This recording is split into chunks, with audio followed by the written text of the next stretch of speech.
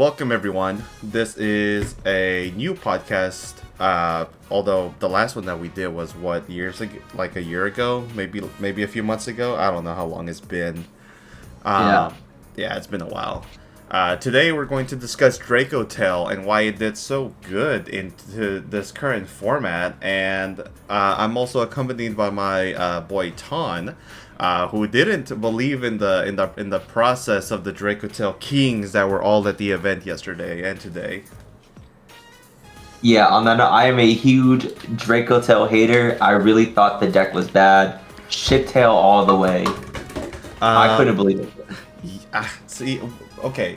Well, I guess first we'll go into why you think Dracotail was so fake and why you didn't believe in it. So a few reasons why I thought it was fake was because it didn't have the same consistency as pure Yummy, right? If you wanted, like, Dracotail lists I've seen play 16, 18 hand traps, not including 5 mana. So you're playing a bunch of hand traps, and I felt like, okay, if you wanted to play like 20 plus hand traps, you'd play Yummy, right?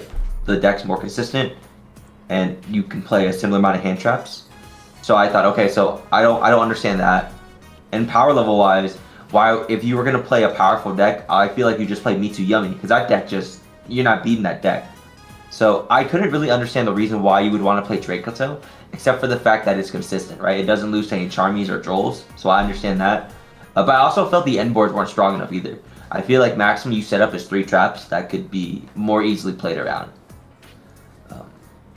So those are kind of my biggest reasons for why I didn't feel the deck was very good. Right? Not strong enough end board, and there's no other benefit to playing Dracotail aside from being consistent. Okay, and I guess I can add on to that myself, because I also was a Dracotail, not necessarily hater, I just didn't give it the respect it deserved at the time, because I also wholeheartedly didn't know why anyone would want to play Dracotail when Yummy and, at the time, before the ban list hit, K9 Vanquisher was just so much more dominant in the meta.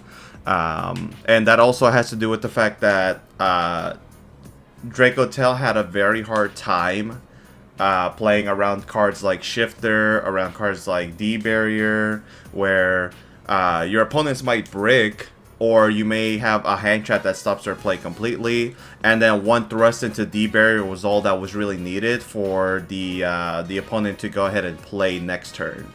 And for a while, I know exactly what you're talking about, and also I also felt that it was just hard to play and build Dracotail for the longest time, and I think with the removal of K9 Vanquisher as a dominant deck, and with the addition of cards like Frixel, with the banning of D-Barrier and I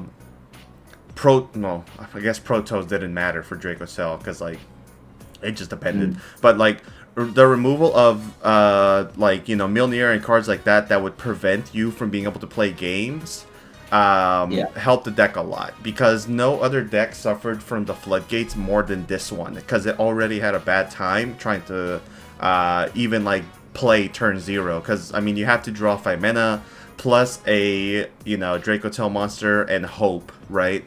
But now I think the support plus the introduction of the new branded cards, although I will say Aditya only played branded fusion, he did not play Fallen and the Virtuous, so I think he's remained that consistent from his regional profile last week. It goes to show the strength of just adding another engine into this deck that is able to fuse. And Dracotail, I think, is also really strong because of the fact that, like, under Molchummies, Mitsurugi Yummy has to make some concessions, right? You have to either land on the half board, and if you only open either Mitsurugi or Yummy as the engine and not vice versa, like not both of them at the same time, you're going to have a really hard time against Dracotail, because a lot of the times the Purification and the Field Blow-Up and the Murakuma Negate is not enough, or especially if you just open Yummy and you don't want to commit into Herald and stuff like that, you're losing. once they activate a Rahu, right? Like, you have to hope that your non-engine in hand or on field is enough to carry you to the next turn. And I think Dracotail, just like you said, if they Fua the Dracotail deck, oftentimes it even is worth it just to give the opponent the second draw, because it doesn't care about giving it a lot of the times. And if they don't want to commit to it, they can just give you one. Or if they have like the insane play, like let's say you start Rahu, Malulu, you can get 2 fusions for the price of 1 and get all your sets a lot of the times. Yeah, I agree. I guess one of the biggest reasons I didn't think Dracotail was good, I didn't understand how well of a matchup Dracotail has into Mitsurugi. I knew the Yummy matchup was good, but I didn't know how favorable it was towards Dracotail versus Mitsu, actually. So, I think what makes the Mitsurugi deck unfavorable against Dracotail is turn 1. If we look at just Mitsurugi as in a vacuum, you have a field wipe with Murakumo, a Omni Negate with the trap card, the ability to dictate whether your opponent commits to the play or not with the Murakumo Negate. You also have, if you go uninterrupted, access to the IP Masquerena into either Dynamondo or SP. You have access to, if you play it, Magatama. A lot of follow-up with prayers. But I think one thing that people don't give the deck credit for is the fact that Dracotail can play turn 0, whereas Mitsurugi cannot. And so let me give you a scenario. You're going second as a pure Mitsurugi player, and you go against any deck that has, like, you know, a good turn 1. Dracotail, Maliss, Yummy, Lunalite, right? A lot of the times, Mitsurugi has to, like, really open a lot of engine to be able to play going second. And so sometimes when you go second, your ability to play is, like, impossible. And I've seen Mitsurugi players, especially on stream during Pittsburgh, try to, like, also implement other board breakers in their deck, such as Super Poly, to be able to crack those boards so that they can, you know, finally get a Murakumo set up and then blow up the field. But a lot of the times you don't even get that far because you're having to play around not only the main end board, but also the non-engine that they play, whether it's in their hand or field, and worry about the follow-up. And, you know, sometimes it's just really hard. Like, the pure Mitsurugi deck is nice and simple, it's easy to play, and it's a good way for, like, new players to come into the game to, you know, learn how to, like, advance their technical knowledge and whatnot. But it gets hindered behind that fact. And so when you're playing against Dracotail, the fact that Urgula can, like, bait out a back row, because you never want to use prayers on their terms, you always want to use prayers on your terms, right? Like, oh, well, if I can save it till the end phase, I'm going to. The fact that they can bounce your rituals back to hand, which means you have to resummon them later on. Pan Pop, Malulu Permanent Negate, and your follow-up is in the form of, like, spells and traps. And Mitsurugi hardly has a way to interact with those oftentimes, so you're kind of just left in the gutter and letting your opponent just basically set up their turn, even though you yourself should be winning because you went first. Sometimes the Murakumo Negate doesn't matter either, because, like, again, especially post-side, you have access to cards like Meows, which absolutely shits on Mitsurugi. Like, yeah, they can play around the Fua, and yeah, they can play around Perulia, but once your opponent has Meows, it's almost as if you're playing Malice. Like, oh damn, if I want to continue, I have to give my opponent draws. And so that's another way that Dracotail can force Mitsurugi decks into a minimal board that they can just outright break easily, because unlike Mitsurugi Yummy, there is no Herald on the field. Yeah, true. I think another benefit, and, like, this one shouldn't be understated, is that, you know, Mitsurugi can shit on Dracotail, but I feel like they need to open up Ash and Impulse on their turn 1, and if they don't, then it becomes that much harder to try to win against Draco.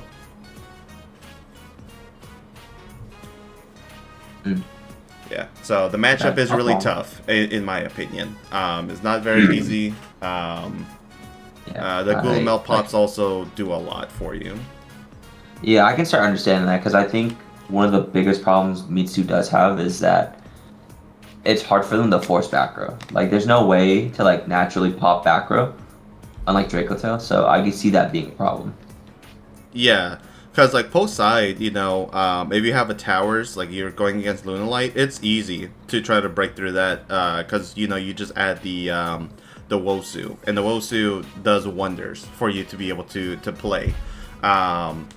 And even then, you gotta hope that their follow-up does not impact you in a way that you can't search it, because like Baguska's still a bitch as well.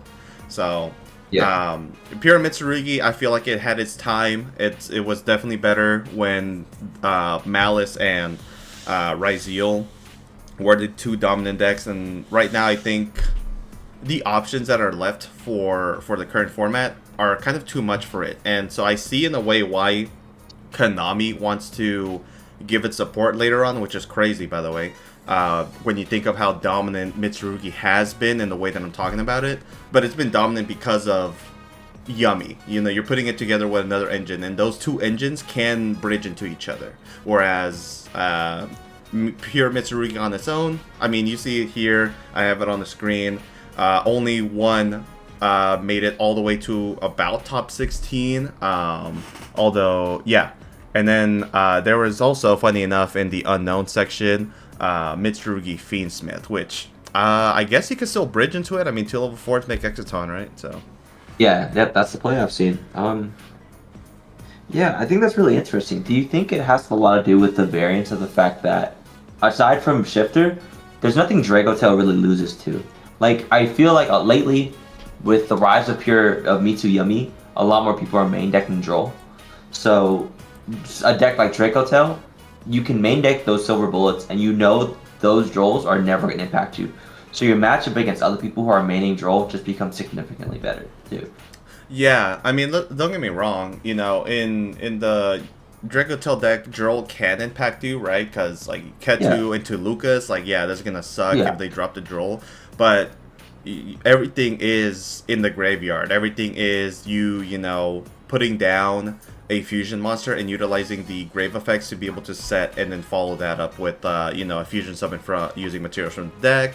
So, because Mitsurugi has been so prominent nowadays, yeah, the addition of Droll hurts the deck a lot because, I mean, I'm not gonna lie, like, I've been playing pure Mitsurugi for the last few months now, and every single time I have a hand, you know, it doesn't matter if it's Habakiri and pre-prep, a lot of the times you're gonna see multiple cards in hand that do add, that if you resolve them, help you finish your end board much more successfully and without, like, trouble.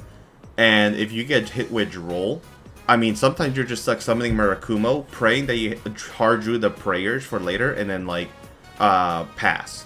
And that is really hard to be able to, like...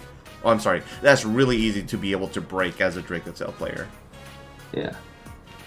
Yeah, I'd agree with that.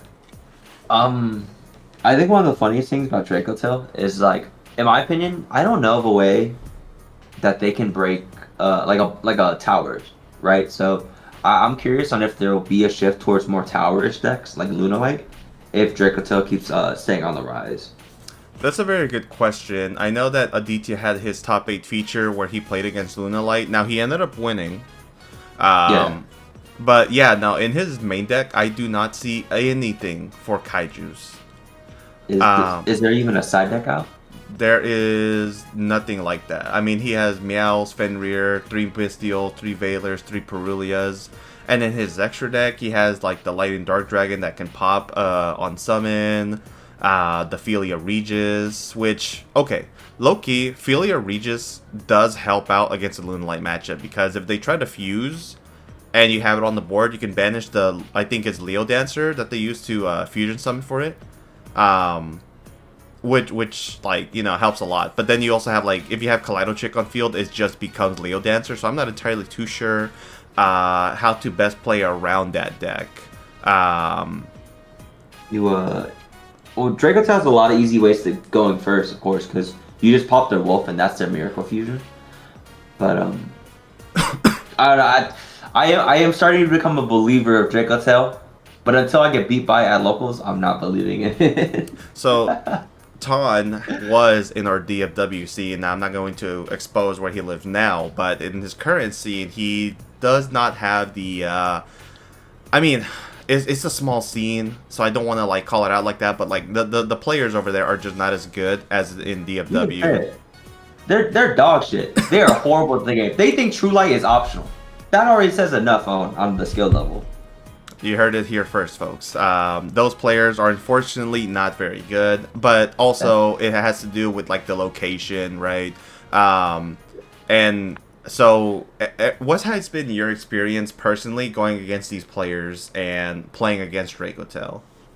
So, every time I play against Dracotail, it feels a lot like the Blue Eyes matchup, where if I have Engine, I'm going to win, and the only time I'm losing is when I just don't draw Engine. Kind of like Blue Eyes. Like, if I draw too much non-Engine trying to stop them, I'm not going to stop Blue Eyes in a way that matters. And it feels the same like Dracotail, to where there's not a lot of hand traps that are impactful against them. There's Ash and there's Impulse, if you can play that. But outside of that, I feel like most of your hand traps don't have impact. I'm sorry, no, I mean hand traps like Imperm Invalers. Like, you can Imperm the Lucius and you hope they pass. Or you could Imperm the Arthalion, but then they still set up their traps, and like those are the only times I've lost to Dracotail. But other than that, if I have like Bell and Ash in my hand, I just let them do what they want, and then I just Bell Ash their traps, and I just play through their board.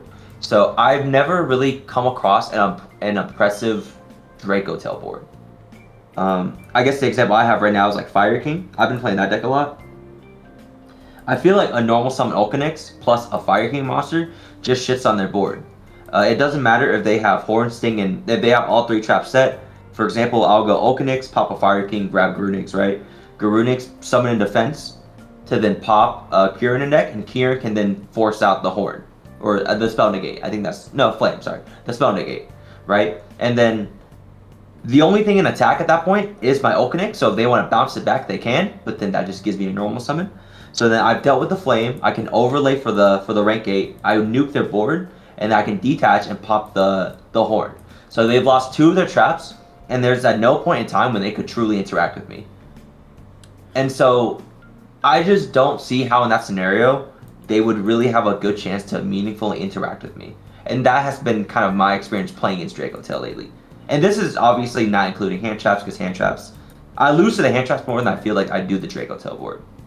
So that's kind of been my experience, Aaron. But maybe you've had a different experience. I would love to hear that too. I mean, my experience comes in the form that I actually played Dracotail quite a bit, and okay, to be fair, when I joined the regional a few weeks ago, I had a bad time. But it wasn't a bad time because Dracotail failed me. It was a bad time because I was hit with a few of the floodgates, and in one of the games, I definitely lost myself. But another one of the games, that was when I got hoed. I had one starter and they had the impulse, and I'm like, well, shit. But in general, when I play Dracotail, I just feel like I have a really good time being able to set up my plays, and properly interact with the opponent. And yeah, it sucks when they have Ash, Bell, or both to any of your trap cards. But I do think that the deck is resilient and that it will not lose often, because you do have the effect that the fusions can summon themselves back from the graveyard, that you have at least a board presence. And the fact that Arthalion is, once per turn, is still fine, because later on, if you're able to draw through the trap cards, you're able to dump more monsters, and at that point are able to continuously bounce cards from either side of the field, from the grave back to your hand as follow-up. And you have the Gulamel pop, which is very impactful in simplified game states. And so anytime I play Dracotail, I feel like I'm always dominating, because I also played against the Fire King Jurak deck over there in Houston. And at no point did I feel like I was behind against him. And he was resolving his effects but like I felt like my grind was stronger than the Fire King opponent, and it's not like he was misplaying like at all. Like I genuinely think that the deck is shit, but he was playing it well enough to where I was like, okay, I have to actually respect this player because he knows what he's doing. But I just kept recycling my trap cards as I needed, and Sting puts in a lot of work against Fire Kings. I'll admit. Sting is genuinely the scariest card in that deck, for Fire King at least. And like I try and play around that as much as I can. But I'm curious on what traps you were resolving against him actually, because I feel like if I will say if you don't open Okanix, opening Ponix or any other starter is bad into the flame because you just negate it. But I guess what were you negating? Because I'm really curious on that. It depended, because like so in one of our games I did have Ash Blossom for his field spell, right? So like when he tried to follow up his plays, I just looped the Ash Blossom. So that was a big factor into my win for the first game. And then for the second game, I cited out the Horn, because oftentimes Horn isn't very good. Like, you summon Olcanix, declare the effective pop, well, guess what? If I return it, it just gets to be popped in the hand, because it's a different card at that point, I think. Yeah, I think so. And that's like a plus one. I don't know. Is it a different card if you normal summon it? Well, yeah, it's not the same card that was on the field. At least that's my like understanding. And I think Olcanix doesn't pop itself. If it's like on the field, I don't remember. It's been it can't pop itself on the field. Yeah, okay. it can't pop itself on the field. So I'm gonna start doing that now. Actually, thanks.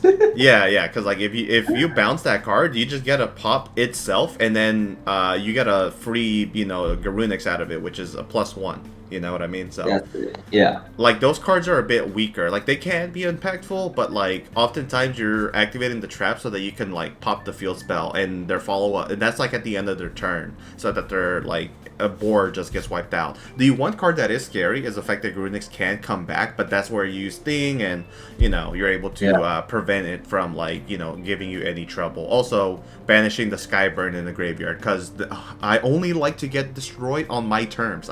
I hate Fire King players so much, and I was one of them. But yeah. So I don't mean for this to be a Dracotail Fire King discussion, but in one of my experiences against Dracotail was I was never really fearful of what you're doing, if that kind of makes sense. Like I would let you Rahu and like Urugula pop and like you would never pop my field spell because I have Sanctuary to protect, and if you pop my monsters, I get value off of that. So almost like no matter what you did, I don't know how well Dracotail plays going second, but I imagine you only get 3 fusions. It's Fimena, Ketu, and Rahu. So you're making 3 fusion monsters that I'm truthfully not really scared of. The only one I'm really scared of is Philly or Regis, I think. So it felt like if I'm letting them combo, they can summon Gulabel and Arthalion, and then I'll just Garunix them and wipe the board, and then I'm not gonna die. Well, I guess how did it feel for you? Yeah. One reason why for me it felt really good to play against the deck is that a lot of the times when you're playing Fire King, and I know you've had this experience, you sometimes need to go harder to set up your end board, because you want the Princess, you want the Jirax, and oftentimes that leads players to play into the Nibiru. Because my opponent was setting up for the Fire Barrier statue lock, and guess what? Nibiru. And I was like, so you have to sequence your turn properly. You definitely can do it. You definitely can do it without, the 5th summon being, Oh, I'm sorry. You can definitely do that combo with the 5th summon being the barrier statue, but you have to draw like the perfect hand, I think. Yeah, you do. You do. Yeah. Shout out to Juan. So yeah, we're just discussing the current format, because Dracotail was won by a DFW local, Aditya Darup, who was 2-time Nationalist finalist and a Nationals winner last year. Nice. I'll try to say I've been waxed by Aditya twice. I played against him once. Our match went to game 3, but like, if that man touches a Maliss card, I feel like he's winning, especially if he goes first. Yeah. I played against him with Tenpai. I got it to game 3. Maliss was tough because I was also playing Maliss, and I was like, oh, he's just gonna shit on my neck because I don't know the deck like him. Oh yeah, that day you played and you didn't know the combo line. Okay. Well, I wouldn't go that far, but it didn't matter. He was shitting on my neck. I guess that can help us transition to the winner, Aditya. I have seen him play Dracotail for since its release. Actually, I think he has been one of the main followers.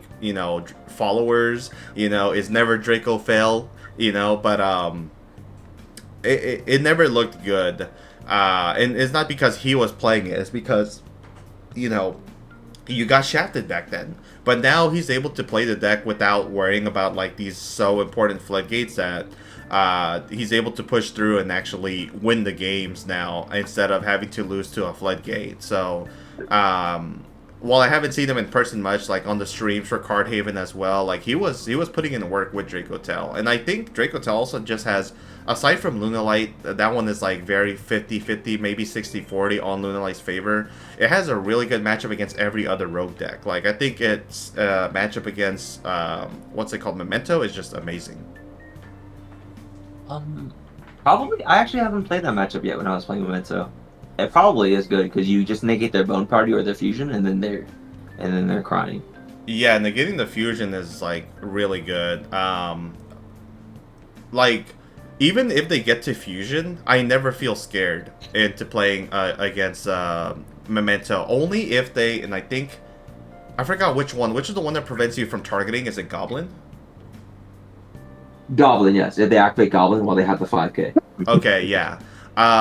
So as long as like you're able to maneuver against them properly, I don't think they win ever, even going second. And going first, if you open 5 mana plus a few hand traps, like let's say you open I mean, against that deck, none of the Molchummies are like that crazy. Like I feel like Meows might be the best one, but if they go to that route, I feel like they just add the combined creation to their hand a lot of the time. So yeah.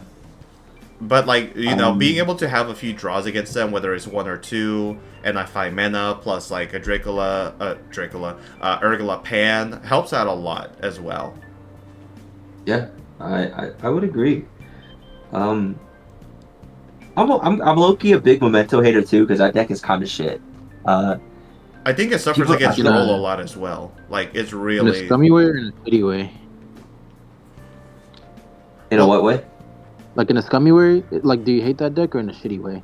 I mean, he plays it. I think the deck is just I think the deck is just genuinely bad. Okay, so I played it to learn how to play it, and Droll is impactful enough. Like, all right, so Memento is cool in the way that like it doesn't get shafted by any of the Charmies, right? You give the 1 to 2 draws, and you make a fairly okay board.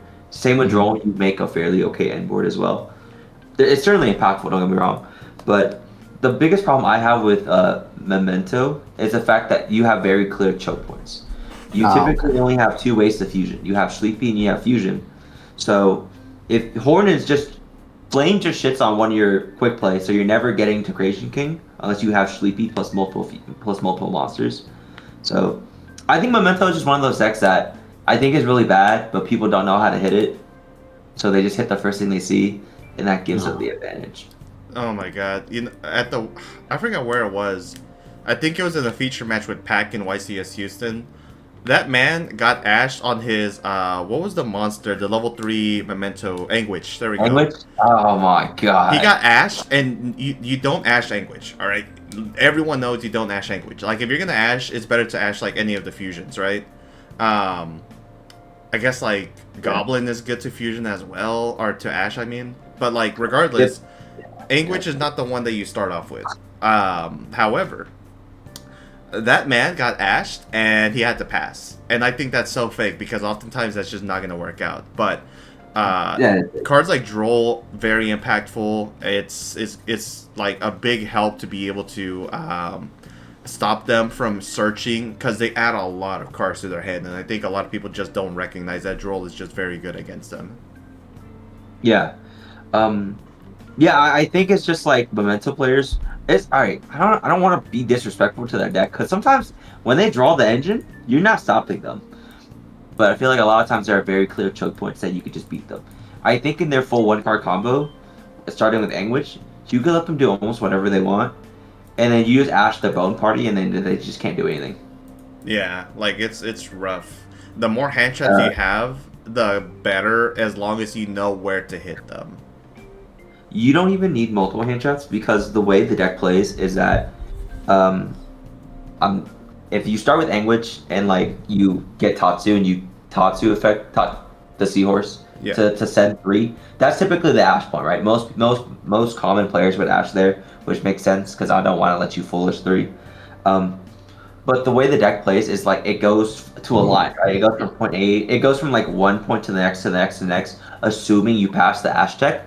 So within the combo of Anguish, you don't search creation, combine creation until the end, I think.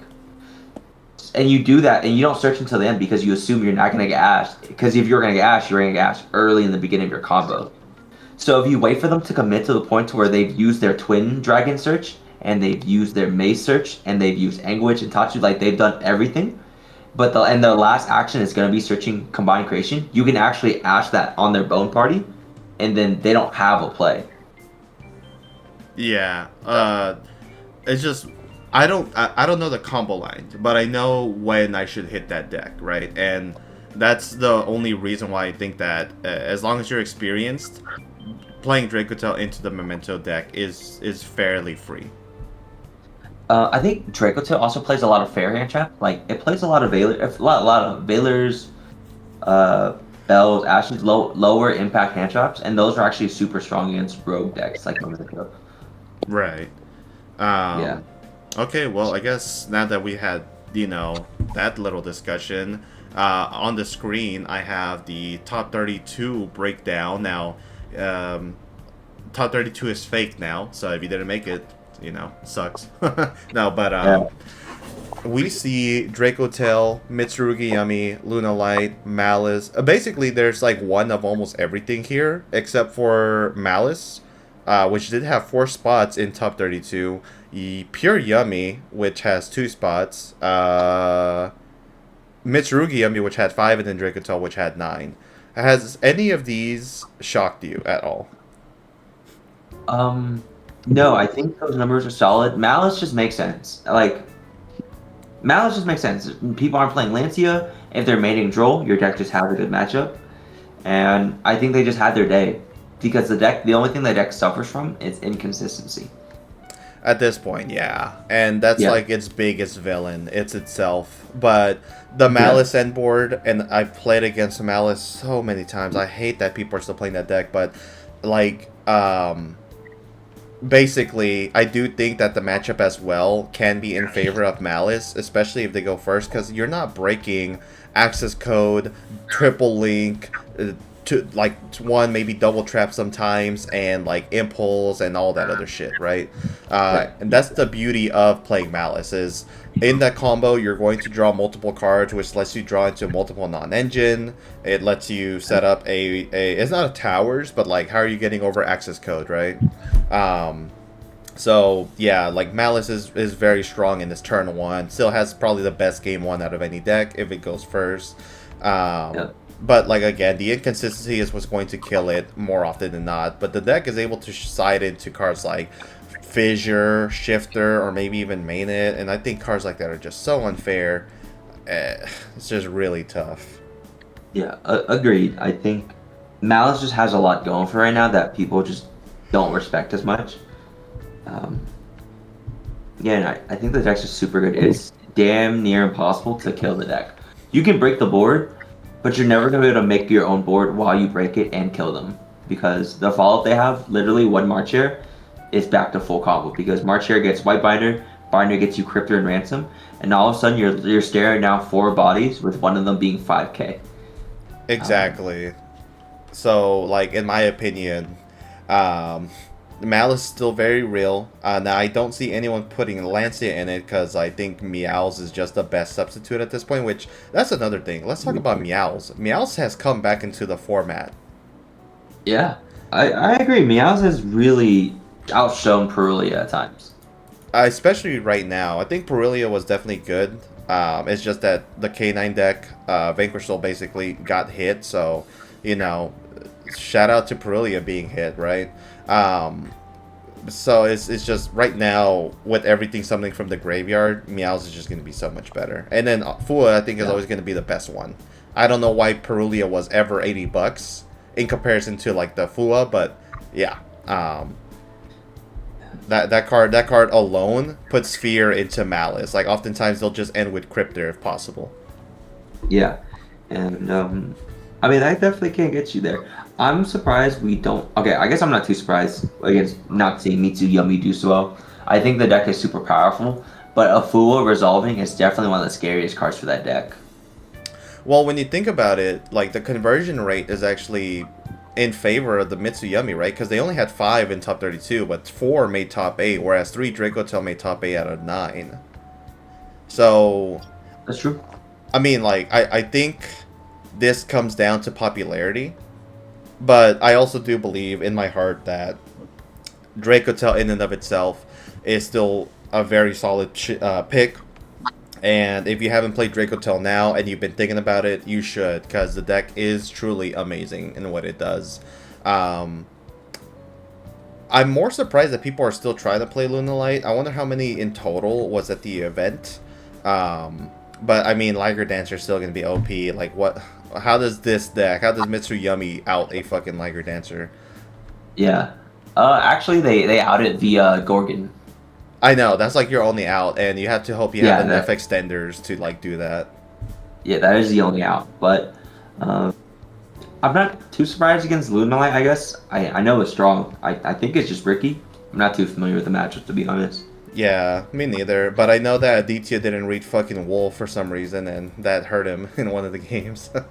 Yeah, that card's their best card. It's so good. Unlike last format, and I say last format, but before the recent ban list, you are not seeing any Crystron. Like, you saw one in top 32 and that's it. And I wonder if it was Charlie that played that deck. No, it wasn't Charlie. Was it Kamal? I don't remember. But yeah, Crystron has gone down now since I mean, no more Mjolnir luck, right? Like, yeah. I do think that deck's end board is still really strong, though. I agree. It's definitely really scary. Because I want to say they put up an Omni Negate in Infinity and then a couple of Spell and Trap Negates, which can be really scary and really hard to beat. I don't know. I feel like we're going to see the decline of Crystron K9 and almost any K9 variant. Although we do see K9 Vanquish Soul made top 16, that is very shocking in my opinion, but it was piloted by the Vanquish Soul enthusiast Milano, so I guess for me, is there anything that stands out to you here? Let me look at the list real quick. Yeah, let me go ahead and give that to you, because I got it right here. I'm truthfully not too surprised, because all these decks are powerful in their own right. Like, I've looked into a little bit in Gem Knight and Striker, and all those decks you do have to respect. And if they have their day, I'm not too surprised they top. When I initially saw this, I was surprised at Dracotail, but now that you've talked to me, I understand why Dracotail is converting fairly well. I mean, especially with the branded cards, like. Yeah. I know. Waterboy said that he wants to try and test the Dragon Maid version. I just don't think Dragon Maid cards are good. Like, oh, he's playing Dracotail now? No, but he has a deck. It's just that he is like, oh, do I play it with Dragon Maid? And I think that's like a mistake. I'd rather play it pure than with the Dragon Maid. So cool. Yeah, I think the Dracotail version is where it's at, or the branded version. Yeah, 100%. I mean, Sanctifier being able to summon Albaz back from the graveyard, I mean, that's just crazy. Yeah. Man, thank God. Thank God he's off water. Tired of that deck. Dude, I was watching the YCS yesterday, and one of the pure Mitsurugi players was playing 7 Tachyon in the deck so that they can search for the water statue. Yeah. That's a new line. You make the rank 8 and you search their statue. It's really stupid. Yeah, when I saw his hand, I was like, does he have Dragluxion? And he did, with the Hope Harbinger. Yeah. It's so just want to do disgusting. anything. They want to do anything but fucking play fair. Play Yu-Gi-Oh. Literally. I saw this on a Facebook group. Someone in the YCS did branded Mitsurugi. So they stole my idea, but they sent some some level 4 soldier that when it's banished adds a ritual. Oh, really? What's it called? I assume it's a light. Evening Twilight Soldier, I think. Let's look that up. And in the video, I'm going to put the card up on the screen. So, Evening Twilight Soldier.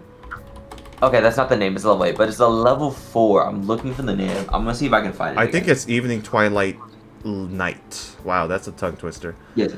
Yes. Let's see. I think you're right. Once per turn, if this card is banished from your graveyard, you can add one ritual monster from your deck to your hand. Okay. Oh, that's okay. So you banish it off of Albion then to make the what? Sanctifier? Not Sanctifier. Not Lobelion. There we go.